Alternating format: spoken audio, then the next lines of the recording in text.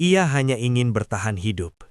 Tapi tak pernah menyangka, langkah sederhana itu justru menyeretnya ke dalam tragedi yang mengubah segalanya.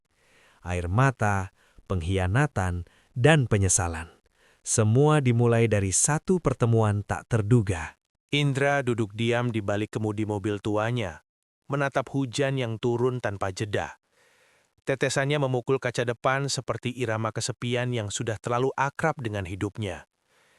Jakarta sore itu terasa lebih dingin dari biasanya, atau mungkin hanya hatinya yang sudah lama mati rasa. Sejak istrinya meninggal 3 tahun lalu karena komplikasi saat melahirkan, bayi yang bahkan tak sempat ia peluk, hidup Indra seolah berhenti. Ia tetap bernapas, tetap bekerja, tetap tersenyum pada penumpang, tapi jiwanya kosong. Setiap malam ia pulang ke kontrakan sempit, hanya ditemani suara kipas angin dan foto usang di dinding. Tidak ada yang menunggunya, tidak ada yang bertanya apakah harinya baik-baik saja. Sore itu, ponselnya bergetar. Sebuah order masuk. Lokasi penjemputan. Hotel bintang 5 di pusat kota. Nama penumpang, Aisyah Alhamid. Indra sempat ragu. Biasanya penumpang dari hotel mewah tidak suka mobil tua seperti miliknya. Tapi ia butuh uang. Ia menekan tombol terima. Saat mobilnya berhenti di depan lobi hotel, Indra melihat seorang wanita berdiri sendirian. Hijabnya rapi, pakaiannya sederhana, namun jelas mahal. Wajahnya cantik, tapi sorot matanya kosong, seperti seseorang yang sedang menahan luka terlalu lama. Wanita itu masuk ke mobil dengan gerakan pelan.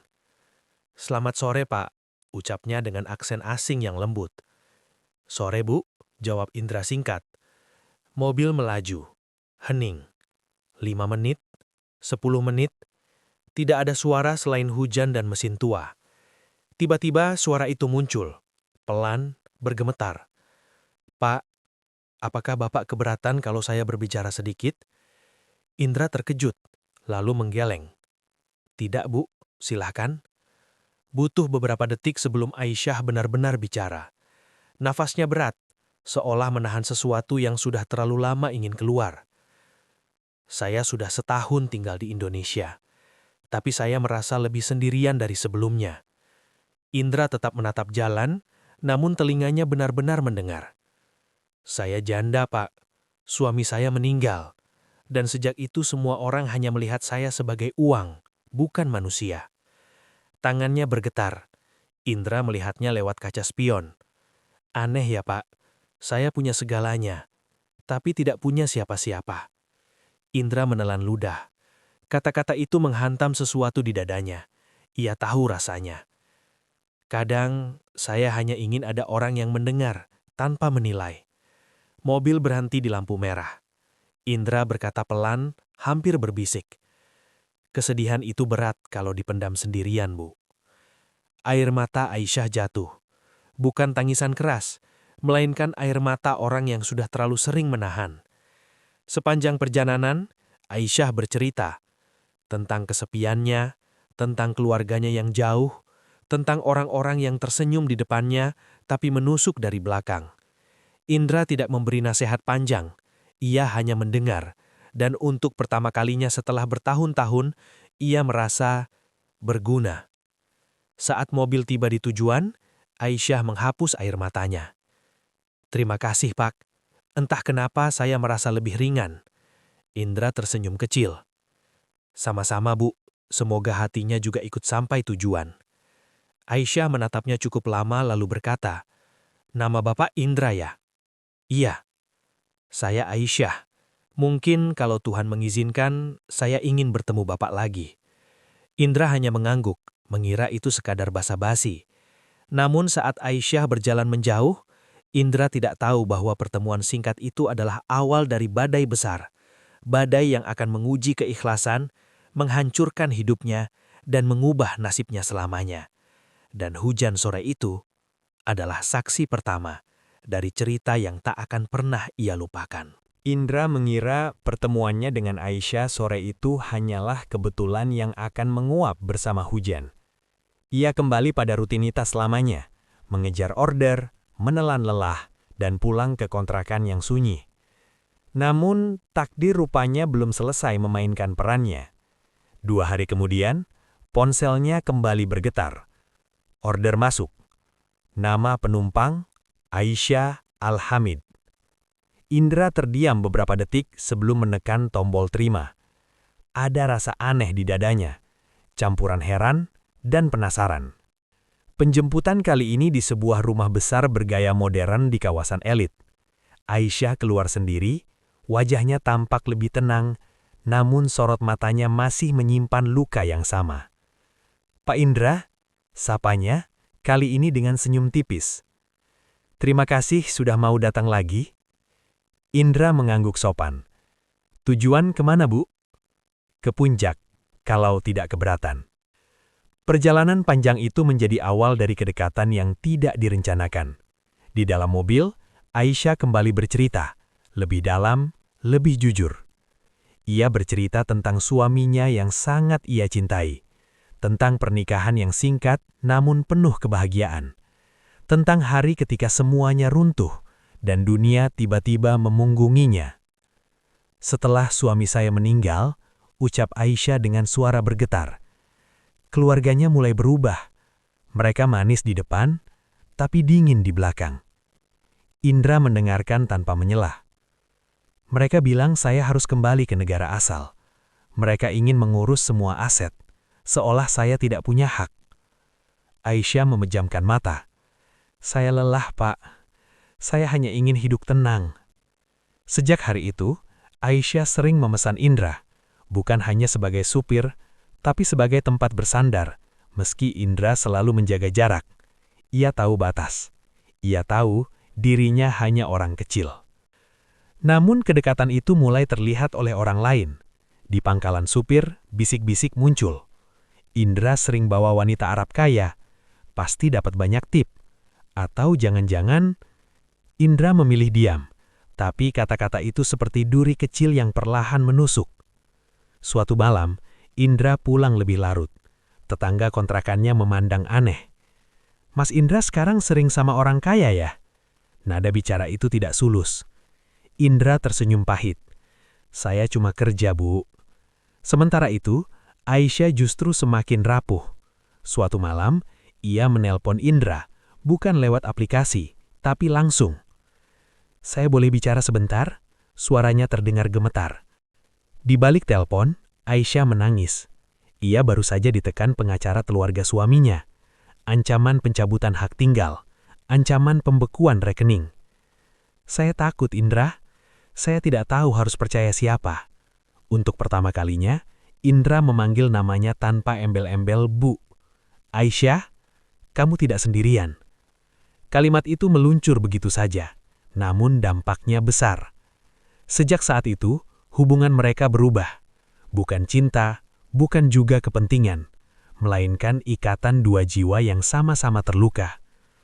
Namun Indra tidak sadar, semakin ia hadir dalam hidup Aisyah, semakin besar pula badai yang sedang menunggu di depan. Dan di balik senyum sopan Aisyah, ada mata-mata yang mulai memperhatikan. Ada rencana yang diam-diam disusun. Ada fitnah yang sedang mencari waktu untuk meledak. Indra masih mengira semuanya akan baik-baik saja. Padahal, ini baru awal dari kejatuhannya. Hari-hari Indra tak lagi sama sejak kedekatannya dengan Aisyah mulai menjadi bahan pembicaraan banyak orang. Awalnya hanya bisik-bisik, lalu berubah menjadi tatapan sinis, dan akhirnya menjelma tuduhan tanpa wajah. Sebuah foto muncul di media sosial. Indra dan Aisyah sedang duduk di dalam mobil. Judulnya kejam. Sopir online dekati janda Arab kaya, diduga memanfaatkan kesepian.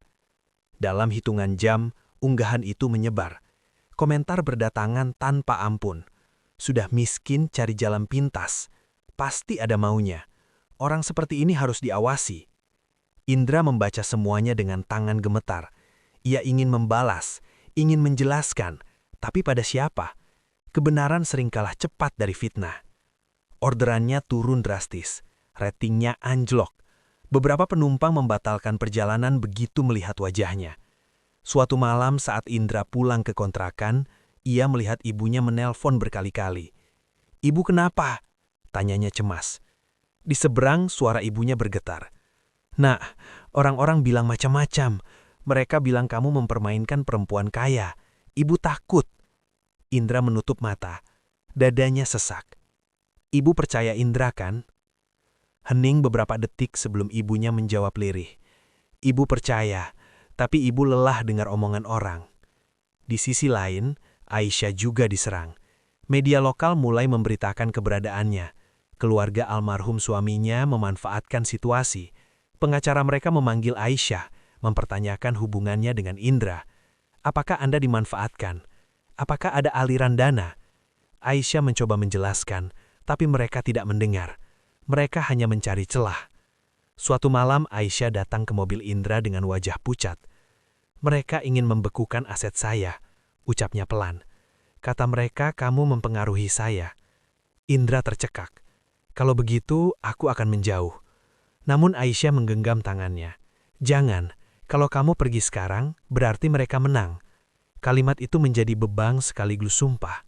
Namun rencana jahat berjalan lebih cepat. Suatu dini hari, pintu kontrakan Indra digedor keras. "Polisi!" Indra membuka pintu dengan tubuh gemetar. Ia dituduh melakukan pemerasan, manipulasi psikologis, dan penyalahgunaan kepercayaan. Indra diborgol di depan tetangga. Tatapan mereka bukan lagi penasaran, tapi puas. Di dalam mobil polisi, Indra menunduk. Ia tidak melawan. Ia hanya bertanya dalam hati, sejak kapan berbuat baik menjadi sebuah kejahatan? Di ruang tahanan, Indra duduk sendiri. Gelap, bau lembab, sunyi. Malam itu untuk pertama kalinya sejak istrinya meninggal, Indra menangis keras. Bukan karena takut, tapi karena kecewa pada dunia. Sementara itu, Aisyah berdiri sendirian di kamar besarnya. Ia memandang ponsel, melihat berita penangkapan Indra. Air mata jatuh. Namun kali ini bukan air mata putus asa. "Maafkan aku, Indra," bisiknya. "Aku tidak akan diam." Di balik semua kekacauan itu, sesuatu mulai bergerak. Bukti, rekaman, dokumen lama yang sengaja disembunyikan.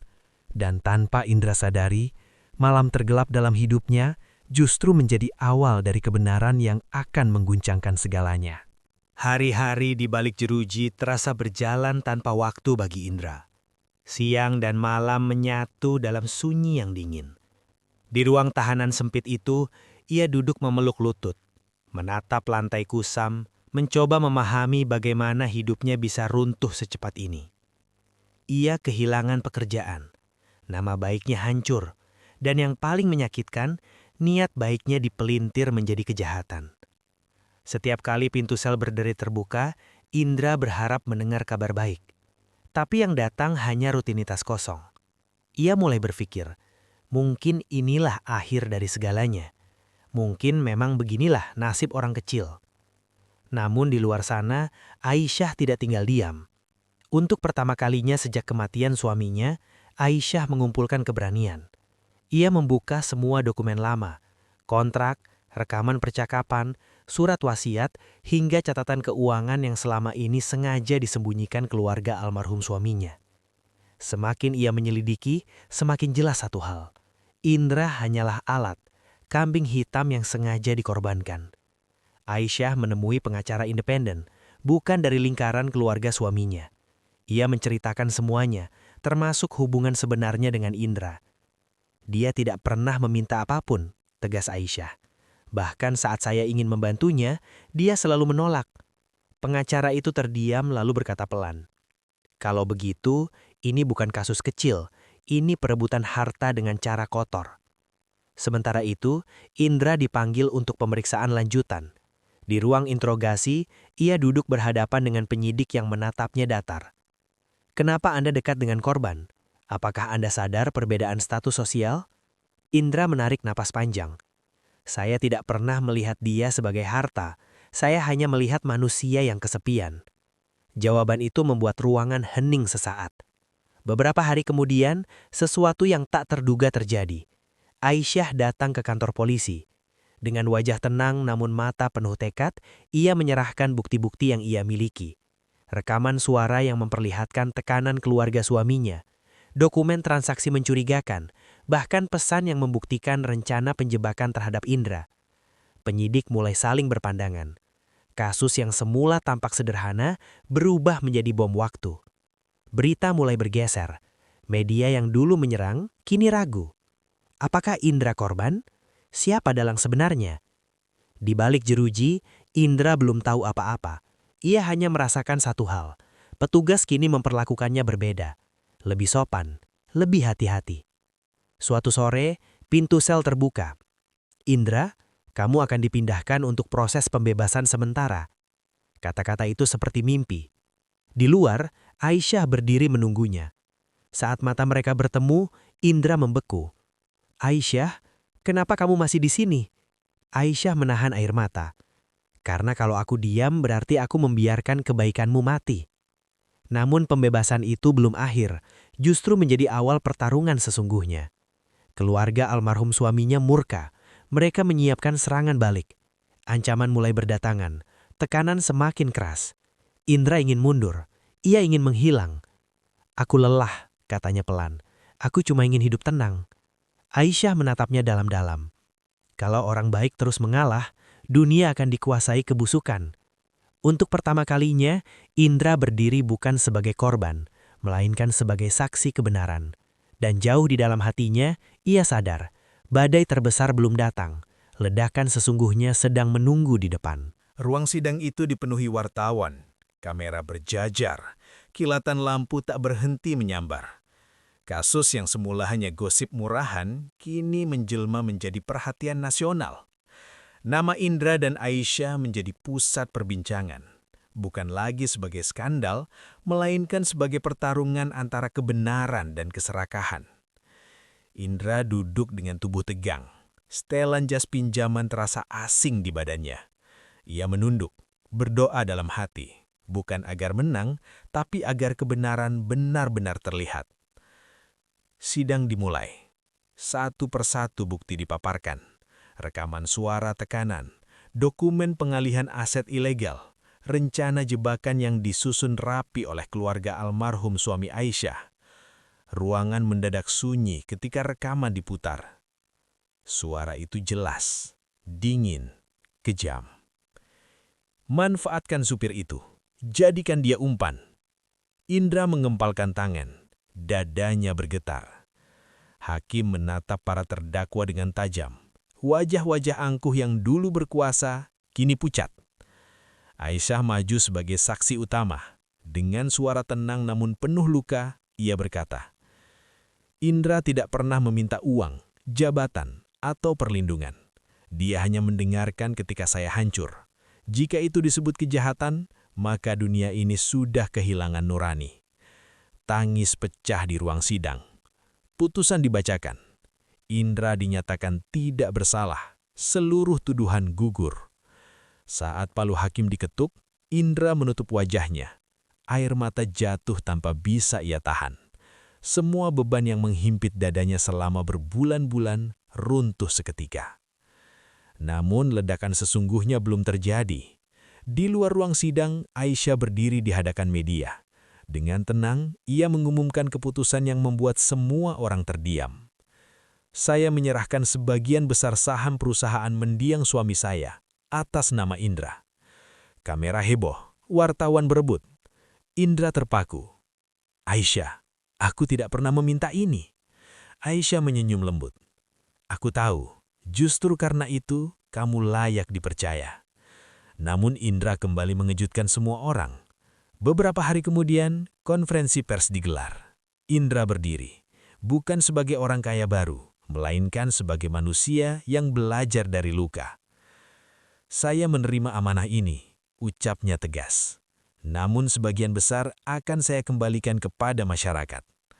Ia mendirikan yayasan bantuan untuk orang-orang kecil, supir, buruh, janda, anak yatim, mereka yang sering dikalahkan oleh sistem. Media terdiam, netizen berubah arah. Pria yang dulu dihina, kini dihormati. Di malam yang sunyi, Indra dan Aisyah duduk di teras rumah sederhana yang baru dibangun Indra untuk ibunya. Tidak ada kemewahan, tidak ada kamera. Terima kasih sudah bertahan, kata Aisyah pelan. Indra tersenyum pahit. Aku hampir menyerah. Tapi kamu tidak melakukannya. Indra menatap langit. Karena aku belajar satu hal. Kebaikan mungkin membuat kita terluka. Tapi jika kita berhenti berbuat baik, kita kalah sebelum berperang. Aisyah terdiam, lalu tersenyum dengan mata berkaca-kaca. Cerita mereka menyebar kemana-mana, bukan sebagai dongeng kaya mendadak, melainkan sebagai pengingat bahwa ketulusan masih ada di dunia yang keras ini. Dan Indra akhirnya menemukan kembali arti hidup yang sempat hilang. Di balik senyum yang terlihat biasa, ada cerita yang tak pernah diceritakan. Di balik langkah yang tampak kuat, ada hati yang hampir menyerah. Video ini bukan sekadar cerita. Ini adalah potongan hidup yang mungkin pernah kamu alami atau sedang kamu jalani hari ini. Jika kamu pernah merasa sendirian, pernah merasa hidup begitu tidak adil, atau pernah bertanya, kenapa semua ini harus terjadi padaku? Maka jangan kemana-mana, karena kisah ini bisa saja menjawab pertanyaan hatimu. Terima kasih telah menyimak kisah ini hingga akhir. Sebuah cerita yang mengajarkan kita bahwa hidup tidak selalu berjalan sesuai harapan, namun selalu memberi pelajaran bagi mereka yang mau bertahan. Hidup boleh keras, keadaan boleh menekan, tetapi ketulusan, kesabaran, dan keikhlasan tidak akan pernah mengkhianati hasil. Apapun yang kita tanam hari ini akan tumbuh pada waktunya dengan cara yang tak pernah kita sangka. Semoga siapapun yang menonton video ini diberi kekuatan saat lelah, ketenangan saat gelisah, dan jalan keluar saat merasa buntu. Semoga rezekimu dilapangkan, hatimu dikuatkan, dan langkah hidupmu selalu berada dalam lindungan Tuhan Yang Maha Esa. Amin. Kami ingin lebih dekat dengan kalian. Tuliskan di kolom komentar dari kota mana kamu menonton video ini. Biarlah cerita ini menjadi penghubung hati kita meski terpisah jarak. Jika kisah ini menyentuh hatimu, jangan lupa subscribe channel Perjalanan Hidup, karena di sini kita belajar bahwa setiap kehidupan punya cerita, dan setiap cerita layak untuk didengar. Aktifkan lonceng notifikasi agar tidak tertinggal kisah-kisah penuh makna lainnya. Seluruh cerita dalam video ini hanyalah fiktif dan dibuat untuk tujuan hiburan serta pembelajaran hidup. Jika terdapat kesamaan nama, tempat atau kejadian, itu murni kebetulan dan tidak dimaksudkan untuk menyerupai pihak manapun. Kami memohon maaf apabila terdapat kata-kata yang kurang berkenan.